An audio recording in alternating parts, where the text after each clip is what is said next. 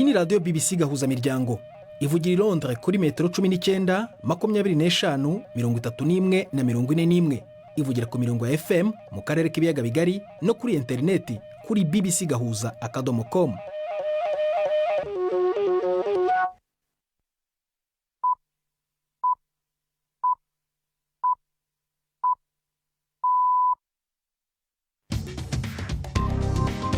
Ubu ni saa 10 n'igice ku isaha mpuzamahanga ya GMT, ni saa 12 n'igice ku masaha yo mu Rwanda no mu Burundi. Muri studio muri kumwe na Prudence Ngiyumva. Werewe hoteza amatwi BBC Gahuzamiryango aho hose ku isi kaze kuri bbcgahuza.com, kuri Facebook live no kuri radio ndetse no ku mirongo migufi ya shortwave. Turi ingingo ziyenza amakuru torombora mu kanya kuri uyu wa gatatu tariki ya 23 z'ukwa 10. Umuryango w'abibumbye uravuga ko wasubitse igikorwa cyo gukingira imbasa mu majyaruguru ya Gaza kubera ibitero bya bombe bigabwa na Israel. Joseph Mathias Nzeyimana, intwazangabo mu biro by'iperereza by'u Burundi, mu iperereza yongeye gufatirwa ibihano byo kudakandagiza ikirenge mu bihugu by'ubumwe bw'Uburayi no gufatira umutungo we ahafite. Aho mu Burundi kandi ikibazo cy'amazi cyenda kumara igihe kimara icyumweru mu majyaruguru ya Bujumbura cyagize ingaruka kuri amwe mu mashuri muri ako gace. Ingaruka yarahabaye ku munsi w'ejo hahise, hanyuma turabwira abanyeshuri ko botaye iwabo mu kurindira. Hanyuma rero nyuma ya saa sita igipolisi caratuzaniye amazi. Hari n'imikino ndetse n'ikiganiro cy'abagore nk'uko bisanzwe buri wa gatatu.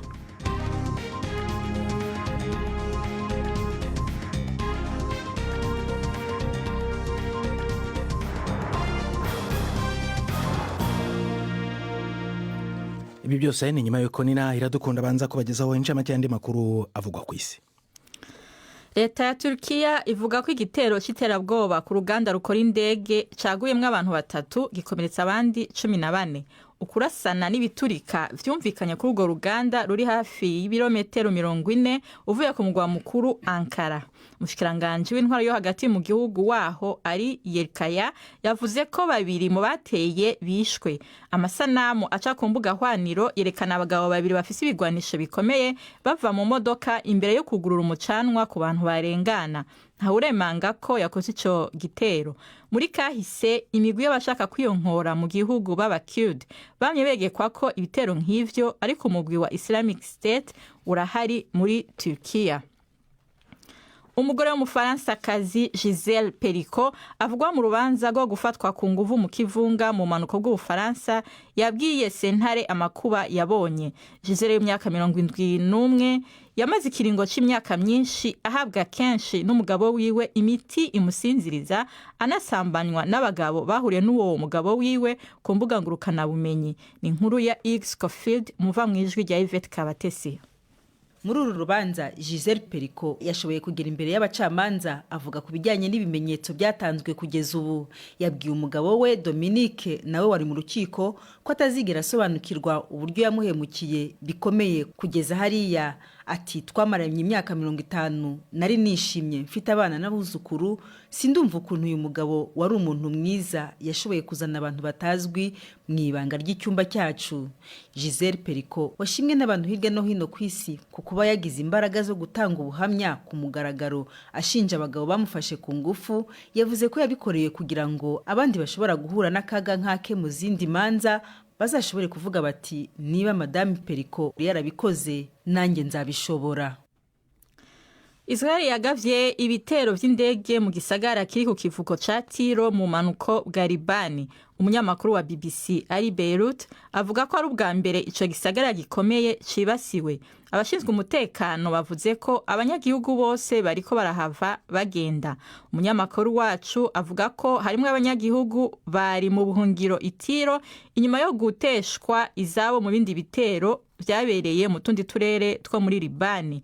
Israel ivuga ko ibitero vyari bigamije ibirindiro vy'umugwi wa Hezbollah.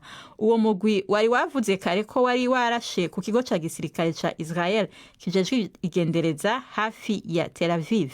Igisirikare ca Israel cavuze ko ibisasu bibiri vyo mu bwoko bwa za misile vyaburijwemo kandi ko atavyononekaye canke inkomere zahabaye.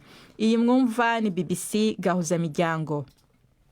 umunyamabanga mukuru w'ishyirahamwe mpuzamakungu ONU Antonio Guterres yanenzwe ku kuba yitabiriye inama ya BRICS yabereye mu Burusiya mu gisagara ca Kazan yatumweko na Vladimir Putin. Ukraine yavyise gushigikira mu nzira iteruye perezida w'Uburusiya mu kugerageza kongereza ingufu igihagararo c'Uburusiya mu makungu. Bwana Guterres yisiguye ku ngingo yiwe avuga ko azokomera gushimangira iciyumviro yahagaze ko kuva kera kwateye kubiri n'ivogera y'ubutegetsi bw'Uburusiya mu gihugu ca Ukraine. Ku ruhande rwa Bwana Putin yavuze neza ko intumbero yiwe ari yo kugabanya ubukomezi bw'igihagararo ibihugu vyo mu burengero bw'isi bifise mu makungu, kandi ko muri kino gihe kuba ubuhangange butacigaruriwe n'igihugu kimwe ku isi ari ikintu kiriho camaze kugaragara. Iyi nzira yacu irindiriwe n'abantu benshi cyane uravye uko ibintu vyifashe ubu aho isi iri mu mpinduka zikomeye cyane. Hariko haracibwa inzira yo kubaka isi ishimikiye ku mpande nyinshi, inzira iguma itera imbere kandi idashobora gusubizwa inyuma uko ndabibona.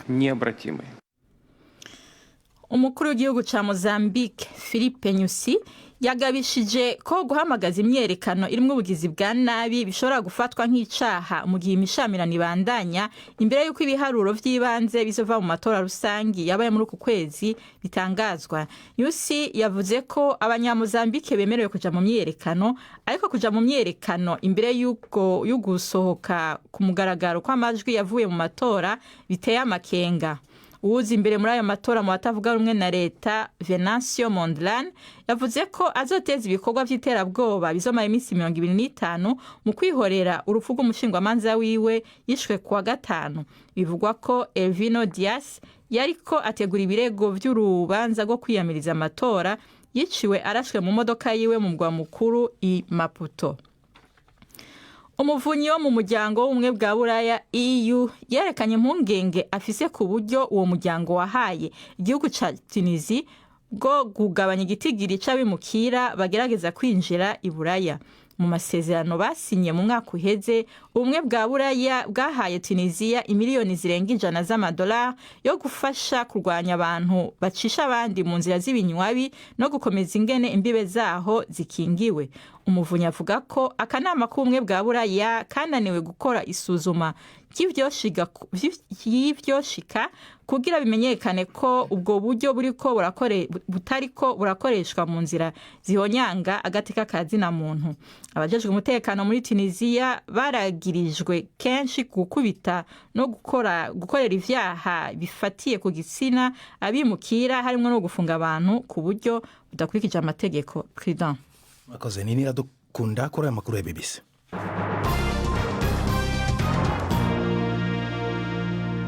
Ikaze ku makuru arambuye duhera mu burasirazuba bwo hagati aho umuryango w'abibumbye uvuga ko wasubitse igikorwa cyo gukingira imbasa mu majyaruguru ya Gaza kubera ibitero bya bombe bigabwa na Israel. Abantu bakuwe mu byabo no kubura uburyo bwo kubageraho.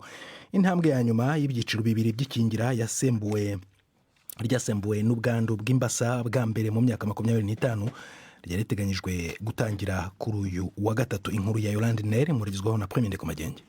Kuva iryo sekeza rigitangura, abahinga mu by'amagara y'abantu bagumye bavuga yuko ugucererwa mu gutanga urucanco rugira kabiri rwa mugiga canke polio ku bana bo muri Gaza byashobora kugira imfagusa igikorwa cyo guhagarika ikwirakwira ry'iyo ndwara yandukira cyane kandi ishobora kwica.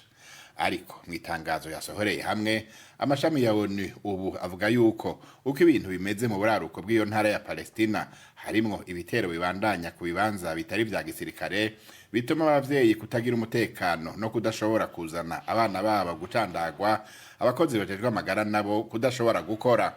Igisirikare ca Israel camye kiragaba igitero gishasha muri ako karere kivuga ko kiriko kirabuza abagwanyi ba Hamas gusubira kwiyegeranya. Abana bashika hafi 120 mu buraruko bwa Gaza nibo bari bitezwe guhabwa urwo rucanco rwa kabiri rucishwa mu kanwa rw'indwara y'ubukangwe. tujye i Bujumbura aho ikibazo cy'ibura ry'amazi kimaze iminsi 6 cyugarije amajyaruguru y'uwo mujyi cyagize ingaruka yo no ku mashuri ari muri ako gace. Byatumye amwe muri ayo mashuri aba ahagaritse ibikorwa mu kurindira ko haboneka agahenge.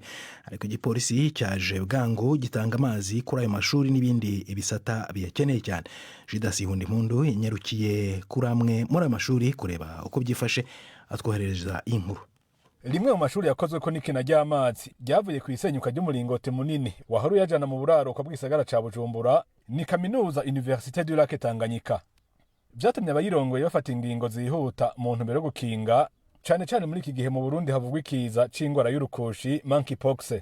Ariko igipolisi nticyatevye kuza gutabara. Professeur Evariste Ngayimpenda ni waramutwe iyi kaminuza. Ingaruka yarahabaye ku munsi w'ejo hahise, hanyuma turabwira abanyeshuri ko botaye iwabo mu kurindira. Hanyuma rero nyuma ya saa sita igipolisi caratuzaniye amazi kiratwuzuriza amarudipeos twari dufise ngaha ku buryo uno munsi twashoboye gukora atangorane. Uno munsi kandi igipolisi cagarutse n'ejo tuzoshobora gukora, tukizigira yuko muri iyo minsi ngira ngo kumbure amazi yarijizeza azoba yagarutse. Gushika kuri uwa gatatu nta mazi yarangwa mu mabombo y'iyi kaminuza. Ntivyoroshe mu gihe isanzwe ifise abanyeshuri baharurwa mu bihumbi. Dufise abanyeshuri barenga gati ibihumbi 3. Hari iminsi haza benshi, hari iminsi haza batari benshi, hari iminsi haza benshi gusumba. Biva ku bibazo bihari, biva no ku vyigwa biba bitegekanijwe. Washaka amashuri amwe ivyigwa biriko biragabanuka kuko hariho bakeyi bariko baraheza umwaka. Yamara igihe twahaca ivyigwa byari byasubiriye gutangura. OK, bon, nous avons vu précédemment, OK, pour quel type de transport on peut faire intervenir le compte transport consommé. Ahandi naciye ni kuri kaminuza Hope of Africa. Nubwo ntashoboye kuronka abayirongoye, bamwe mu banyeshuri banyongoreye ko nabo nyene ubukene bw'amazi bwabagize k'ingaruka. Ariko igihe nahaca inyuma y'umutaga ivyigwa vyariko ibukuri kwamye. Umuringoti watumye haba ikina ry'amazi ridasanzwe mu buraroko bwa Bujumbura wasanyutse mu ijoro ryo ku munsi wa 5 mu ndwi iheze. Ibyatumye baba muri ako karere bikora ku mazi yo mu migezi mu dukorwa two muhira. Igipolisi cyakoresheje ingufu zidasanzwe mu kujana y'amazi gikoresheje amakamyo yaco afise ibigunguru binini vyitwa citerne na vya kizimyamwoto. Nuna muzi byo imodoka vyaguma binyuragiranwa bijana amazi. Jidasi Hundimpundu ni Bujumbura. Urakoze Jidasi Hundimpundu. Inkuru yabatugejeje ku isaha 2:18 mu Burundi no mu Rwanda. Ini BBC Gahuzamiryango arumva no Kurikira FM muri Uganda. Mu kanya turagaruka ku makuru arambuye ndi Prudence Ngiyumva. BBC Gahuzamiryango i Bukavu ni kuri FM 102.2. Joseph Mathias Niyonzima, intwazangabo mu biro by'iperereza ry'u Burundi, yarayongeye gufatirwa ibihano byo kudakandagiza ikirenge mu bihugu by'Uburayi. Yanafatiriwe kandi umutungo ahafite. Ibyo bikaba biri mu itangazo ryasohowe n'umuryango w'ubumwe bw'Uburayi kuri uyu wa gatatu. Ibirimo tubibaze Alain Majesté Barenga uri Buruseli wasomye iryo tangazo. Nkuko twabimenyeshejwe na Maria Daniel Nzu ajejwe igisata cyo kumenyesha amakuru ku cicaro c'ishiramwe ry'ubumwe bwa Buraya i Buruseli mu Birigi, ryo shiramwe ngo ryasanze ko Joseph Mathias Nzeyimana batazira kazungu, umukozi mu biro bikuru vy'igendereza yogumizwa ko ibihano kubera inyifato yiwe. Yemeje ko mu bantu bane bari bafatiwe ibihano hasigaye uwo Mathias Nzeyimana gusa. Abandi batatu bari mu mushikiranganje wa mbere w'ubu Gervais Ndirakobuca babikuweko. Wafatiwe ibihano ntiyemerewe guhonyoza ikirenge mu bihugu bigize ubumwe bwa Buraya. Hanyuma amatungo yiwe canka muryango wiwe ari mu bihugu birigize agafatirwa. Maria Daniel Nzu avuga ko ishiramwe ry'ubumwe bwa Buraya rigumiza ijisho ku Burundi mu bijanye no kubahiriza uburenganzira bwa muntu no gutsimbataza demokrasi. Ku kibazo c'ibihano mu vyerekeye ubutunzi Uburundi bwafatiwe, naho nyene avuga ko atakirahinduka naho ibiganiro bibandanya hagati y'u Burundi n'ubumwe bwa Buraya. Yemeje ko ibintu bizogumuko kuri Joseph Mathias Nzeyimana gushika mu kwezi kw'icumi mu mwaka wa 2025 hasubiye kuba uwundi mwihwezo.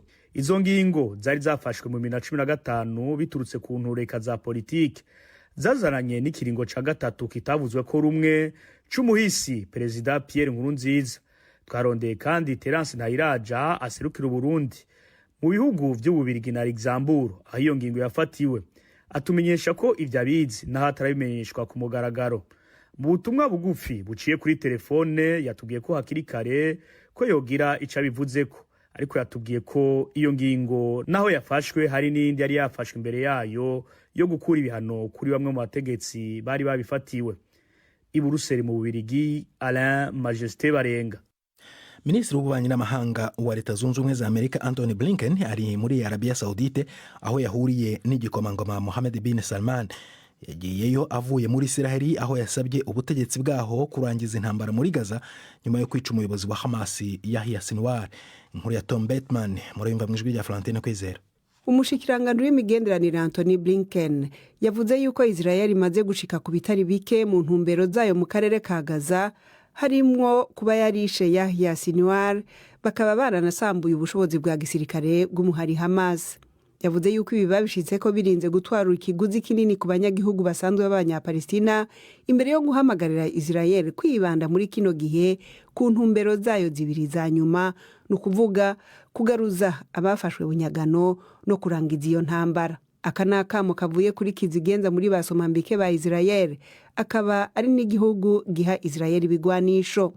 Ariko igihe yakuri kirenga Tel Aviv yerekeza kuganira n'abategetsi ba Arabia Saudite, nta bimenyetso byinshi vyerekana ko ubutegetsi bwa Israel bwumvise na gato yako kamo kiwe canke ivyo yari yasavye mbere byerekeye kongereza ifashanyo zirekuriwe kwinjira muri Gaza.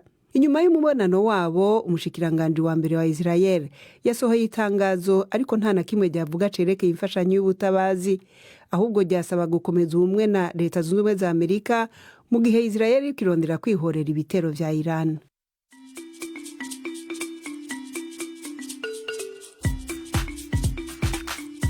BBC Gahuzamiryango yabateguriye uburyo bwo gupakurura ibiganiro vyayo mukabibika muri telefone ngendanwa zanyu canke computer mukaza kuvyumviriza igihe cyose mubishakiye. Ibiganiro bya BBC Gahuzamiryango mukunda nk'amakuru, imvo n'imvano, urunana, ikiganiro cy'abagore cyangwa abaza muganga, ubu biraboneka kuri podcast. Ja ku rubuga rwa BBC Gahuzamiryango ariko bbcgahuza.com urondore ahari podcast. Amakuru yose y'uburyo podcast ikora n'ukuntu washyira muri telefone yawe byose urabisangayo. Pakurura ikiganiro ukunda canke amakuru, wumvirize uko ushaka aho uri hose, ntusubire gucikwa na kimwe. Taramana ibiganiro vya BBC Gahuzamiryango kuri podcast.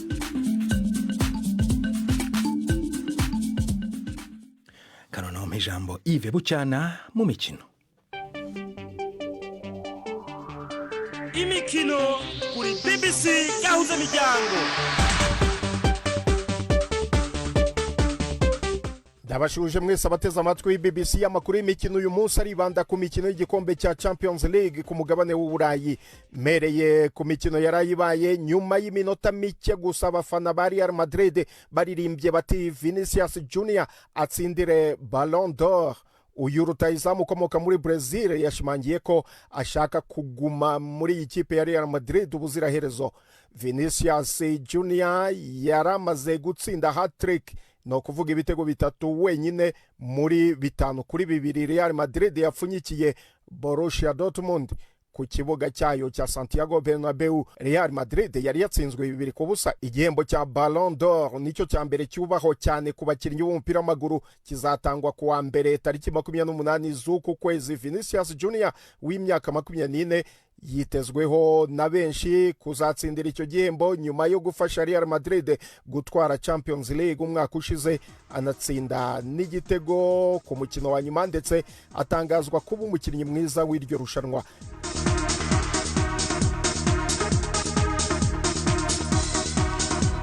Nyiri muri Champions League, Arsenal yo mu Bwongereza nayo yatsinze Shakhtar Donetsk yo muri Ukraine igitego 1-0, ariko itakaza umwe muri ba myugariro bayo ni Calafiori wavuyemo yavunitse. Umutoza wa Arsenal Mikel Arteta avuga ko imvune ya Ricardo Calafiori iteye impungenge. Ikipe ya Arsenal isanzwe idafite abakinnyi bakomeye nka kapiteni wayo Martin Odegaard na Bukayo Saka nabo bavunitse. Ku cyumweru Gunners yicaye ku mwanya wa gatatu ku rutonde rwa Premier League izahura na Liverpool iyoboye shampiyona ku kibuga cya Emirates. Imikino ya Champions League rero irakomeza muri iri joro. Ukomeye cyane urahuza ikipe ya Barcelona n'ikipe ya Bayern Munich. Ni ikipe ya Barcelona yatsinzwe imikino 6 iheruka gukina na Bayern Munich, itsindwa ibitego 22, inanirwa gutsinda igitego na kimwe mu mikino iheruka. Ni Bayern Munich yatsinze imikino 10 ya UEFA Champions League ikina na Barcelona.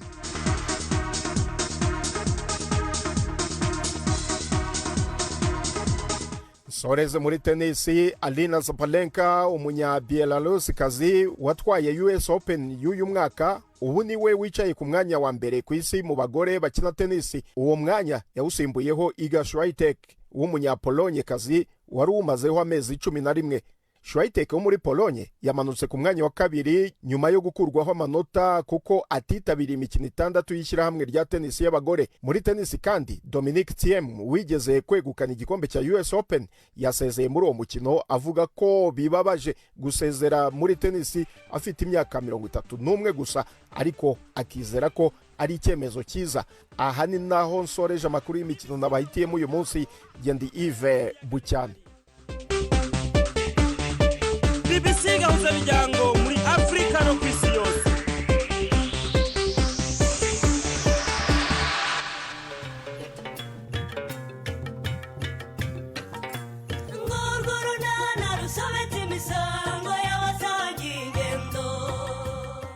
Mu kiganiro unana cyo kuri wa kane twabateguriye nibwirira ibyo wari washatse kunyibwirira mu gitondo nyine nibyo ntimba wiriramwe ibindi tubyihorere.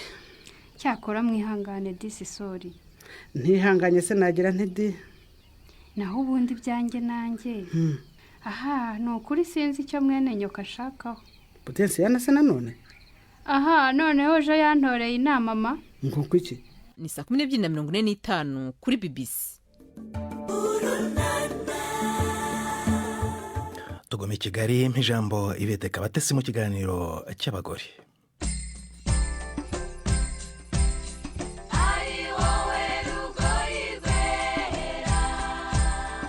Mwireho neza. Mama Rufonsina, Feruja n'ayandi ni amazina ya Clemence Nahimana ukina akanandika amafilime n'ikinamico. Imwe muri filime ze yise Ibwiza iherutse gutangira kwerekanwa n'ibigo bitandukanye bikora ingendo zo mu ndege. Clemence aradusobanurira birambuye. Imuruziga imigongo n'imitako turakora bakajana izo noti bagatwara tukarushaho gukena. Enough is enough. Filime yitwa Ibwiza ni filime nanditse ndetse nanayiyobora mfatanije na Nturanye nabo Emmanuel. Hanyuma ikaba ari filime rero ubu iri gucuruzwa mu ndege zitandukanye harimo Brussels Airlines, Emirates ndetse n'izindi zigiye zitandukanye hirya no hino ku isi. Uyanditse ryari iyo filime ivuga kuki? Igihangano cyatangiye kujya hagaragara mu 2020 iza kubona inkunga yatumye ikorwamo filime irangira y'isaha n'iminota 55 nuko nguko igihangano cyagiye hanze muri 2021. Ivuga kuki? Ni filime ivuga ku mvune z'abahanzi, buryo abahanzi bakora cyane ariko kugira ngo bazabone buryo babaho babashe kubona amafaranga mu byo bakora bikabatwara imbaraga nyinshi. Clement, usanzwe wandika amafilime atandukanye kugira ngo iyi filime yawe Ibwiza igere kuri uru rwego ubikesha iki ku bwawe? Mbikesha kuba mbere ya byose inkuru yanjye yarakunzwe na Imbuto Foundation babinyujije muri Rwanda ubuhanzi, bituma nyine nerekana icyo nshoboye. Ariko nanone ikindi cyatumye ikundwa kurushaho ikagera aho igeze nuko ifite story nziza. Abantu benshi bakunda story uburyo yanditsemo, uburyo iteye amatsiko, uburyo itabasha kuba boring. Iyi ntago ibarambira, ni filime irimo ibikorwa byinshi cyane. Ya umuntu ashobora kwibaza rero ubuhanzi busanzwe butangiye byari haba kwandika no gukina. Ubuhanzi ni ikintu niyumvisemo nkiri muto, kuva nkiri mutoya najyaga mvuga ngo nzashaka umugabo ufite radio kuko nakondaga amakinamico cyane. Bigenda bikura ndanabwiga muri secondaire nize ubuvanganzo ndetse n'indimi, no muri kaminuza ndabikomeza mbifatanije na education aho nafashemo n'isomo rya drama ryigisha amafilime n'ikinamico. Mvamo njya muri stage muri La Benevolence aho nandika ikinamico ikinamico musekeweya ndetse ngenda ndaguka ngira no muri filime. Kuri ubu Clemence amaze kwandika filime zigera kuri 3 zirimo imwe mbarankuru ndetse n'ikinamico nyinshi zitandukanye. Rimwe na rimwe ariko ngo ntibimworohera kubifatanya no gukina. Nufa ngo nge sinandika gusa nkanakina ahubwo ndanayobora. Ni imirimo igoye kuyifatanya, biravuna, ariko hari igihe wisanga ukeneye kubikora. Hari igihe tubikora kubera kubura amafaranga yo gushyiraho undi muntu, cyangwa se no kubikora kugira ngo ubashe kubiha icyerekezo uko ubyifuza. Nka kuriya bakwita mama Alphonsine, rimwe na rimwe mukina na Alphonsine muvuga ikigo y'imwembi. Twigeze gukorana tubwira ko afite inkomoko yaho bimworohera, nawe nuko bimeze? Yego, nanjye niho mvuka mu majyaruguru, mvuka i Musanze, ndetse ni n'ibintu bifite inzira ndende kuko urumva twarahimutse aho tugiye. Iyo navugaga abantu bakamwaza bakanseka bintera igikomere, ku buryo ninjiye muri komedi ngira ngo nikuremo byapfunwe nari mfite, nkajya mbikora kugira ngo numve uko kera navugaga gute, nkabikora nkakora akavideo nkagashyira hanze abantu baragakunda. Nuko ninjiye muri komedi ishaka kwivura igikomere cyuko abantu bansekaga. Bishaka kutunyurizamo nka kamwe mu tuntu wenda ukunda gukina kakunyura cyane ku mutima? Urakaze. Hari ako nigeze gukina hari ku munsi wa Saint Valentin wabakundana, n'umunsi naho nakinnye mpamagara sheri, aro sheri wanje uraho neza, niko se uyu munsi rero ni kuri Saint Valentin, none ndakwinginze rero uramfata akaboko unzengurutse kuri rompuwe ya Kigali, ugenda uragaragaza akabantu bose bari kumbona, kandi ikindi urabandaguriye n'indabo ku buryo umuntu wese urambona abona yuko mfite umuhungu mwiza unkundaga, none sibyo? Tugarutse kuri filime Ibwiza, abantu batandukanye bazi Clemence bamaze kureba iyi filime bari mu ngendo zo mu ndege ngo barishima bakamwoherereza udufoto bariho bayireba. Ariko sewe yabyakiriye ate?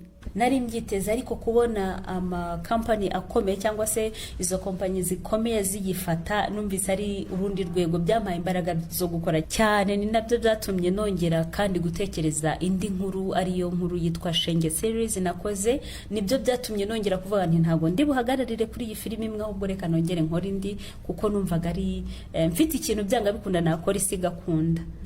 Ikigo cy'Abadagi nicyo cyakoranye amasezerano y'imyaka 3 na Clemence Nahimana, hanyuma ibona kwerekanwa n'ibigo bikora ingendo zo mu kirere. Nyuma azaba afite uburenganzira bwo kuyigurisha ahandi.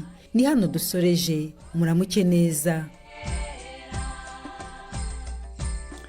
Urakoze Yvette Kabatesi n'uwo mwaganiraga. Ndabona Nina Iradukunda agarutse muri studio mbere yuko turangiza amakuru yacu kuri ubu gatatu kutwibutsa ingenzi agezweho. Nina. Leta ya Turkiya ivuga ko igitero cy'iterabwoba ku ruganda rukora indege caguyemwe abantu 3 gikomeretsa abandi 14. Ukurasana n'ibiturika byumvikanye kuri urwo ruganda ruri hafi ibirometero 40 uvuye ku mugwa mukuru Ankara. Umushikiranganje w'intwaro yo hagati mu gihugu waho ari Yerikaya yavuze ko 2 mu bateye bishwe. Umugore w'Umufaransa-kazi Giselle Perico avugwa mu rubanza rwo gufatwa ku nguvu mu kivunga mu manuko bw'Ubufaransa yabwiye sentare amakuba yabonye. Giselle w'imyaka 71 yamaze ikiringo c'imyaka myinshi ahabwa kenshi n'umugabo wiwe imiti imusinziriza anasambanywa n'abagabo bahuriye n'uwo mugabo wiwe ku mbuga ngurukana bumenye. Umunyamabanga mukuru w'ishyirahamwe mpuzamakungu ONU Antonio Guterres yanenzwe kukuba yitabiriye inama ya BRICS yabereye mu Burusiya mu gisagara ca Kazan, yatumwe ko na Vladimir Putin. Ukraine yavyise gushigikira mu nzira iteruye perezida w'Uburusiya mu kugerageza kongereza ingufu raro c'Uburusiya mu makungu. Président. Urakoze Nina Iradukunda. Nanjye nababwira ko umuryango w'abibumbye uvuga ko wasubitse igikorwa cyo gukingira imbasa mu majyaruguru ya Gaza kubera ibitero bya Israel. Naho mu Burundi Joseph Mathias Nizeyimana, intwazangabo mu biro by'iperereza ry'u Burundi, we akaba yongeye gufatirwa ibihano byo kudakandagiza ikirenge mu bihugu by'umuryango w'Uburayi. Mwakoze guhitamo BBC Gahuzamiryango kuri uyu wa gatatu. Ibindi biganiro n'andi makuru tabashije kumva ushobora kwasanga kuri bbcgahuza.com. Prudence Nyomba uraryana.